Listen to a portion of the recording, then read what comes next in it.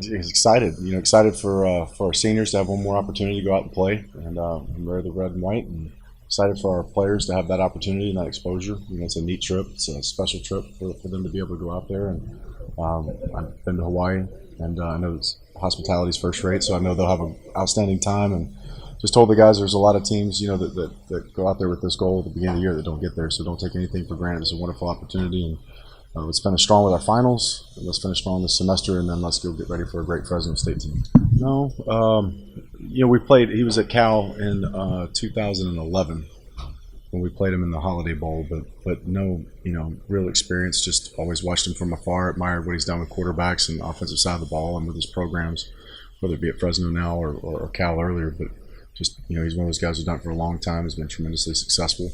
And watching their team against Boise last night, very good football team. So very good defense, and they're great on both sides of the ball. But very, very good opponent. So we got to be ready to go. We've got a series of practices.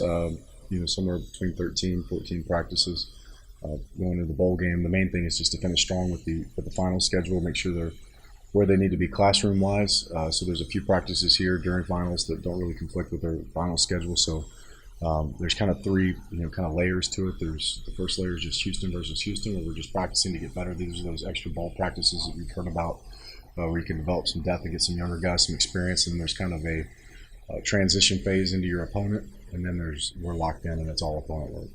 Yeah, it's not so much coach's choice as much as it is just give me the options, give me the possibilities rather. So we as a football operations, as an academic staff and a recruiting staff can make our plans as to what we need to do finals and get on the road recruiting. That's a new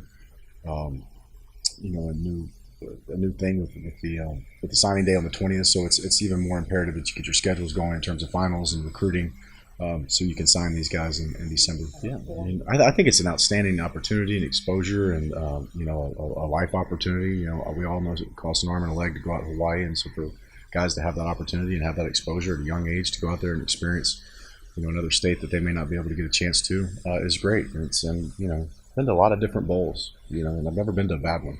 So be grateful for what you have and the opportunities you have to go out and get better and go play and have a great time.